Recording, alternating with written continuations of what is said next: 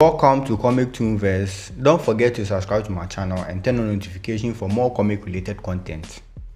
In today's video, we are going to discuss Plastic Man no more.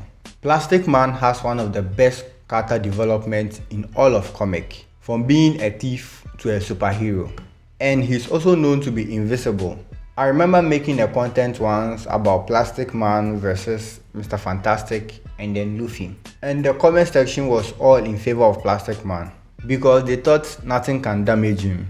But in this comic, you are going to know that Plastic Man is not as invincible as people thought he was, and has one of the best stories of Plastic Man I've ever read.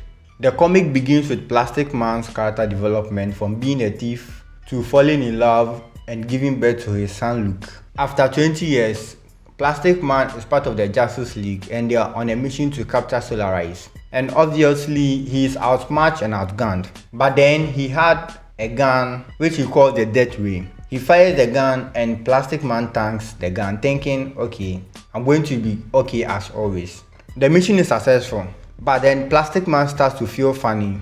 But he tells the Justice League and they all start laughing like it's one of his silly comments. It was bothering him a bit, but he knew his body is kind of special. So he was like, okay, let me sleep it off.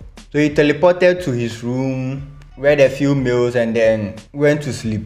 He woke up and realized his body was melting. He was a bit confused at first, thinking it would regenerate back, but it wasn't. So he grabbed a poly bag and then placed his hand in it so it wouldn't melt away, and then heads to the Justice League headquarters and makes a complaint that this is what is happening to him. After the battle yesterday, he's been having some abnormalities, but then nobody takes him seriously because he's the Plastic Man. They didn't even listen to how he was feeling. Each of them started making their own comments, and one funny thing in the Justice League is they have some people at the high table like Superman, Batman, Aquaman, and Wonder Woman. They make all the decisions for the Justice League, but the rest of the Justice League that they are not part of the high table do not get them a voice head. They get overshadowed by the top dogs of the Justice League. So after trying to get his voice heard and being ignored for long, he just left to find solution for himself. And so Detective Chip approached Plastic Man later on and told him that after he left, he went to see Batman and then discussed the matter seriously with him. And so Batman provided a contact. Instead of a doctor, he provided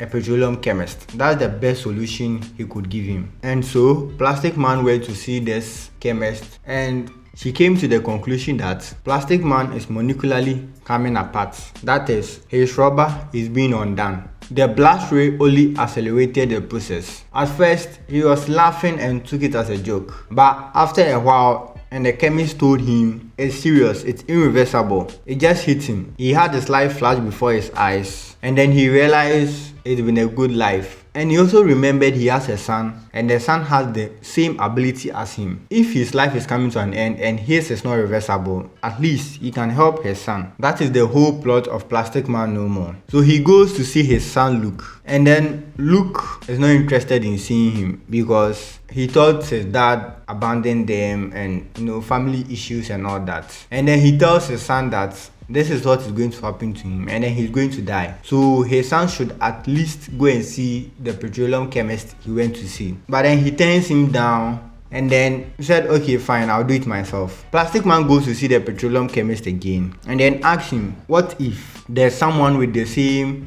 ability and DNA and everything as me? The petroleum chemist told him it will be possible to reverse it if there's a nuclear explosion with a person at the epicenter of it. The radiation could, if successful, could reverse the depolymerizing. And so he's not worried about himself. He tells the doctor that, as for me, I know I'm dying. That's okay. But then before I die, I make sure I save my son. Don't forget to like this video, comment your thoughts, and subscribe and turn notification for issue 2, 3, and 4 of this comic.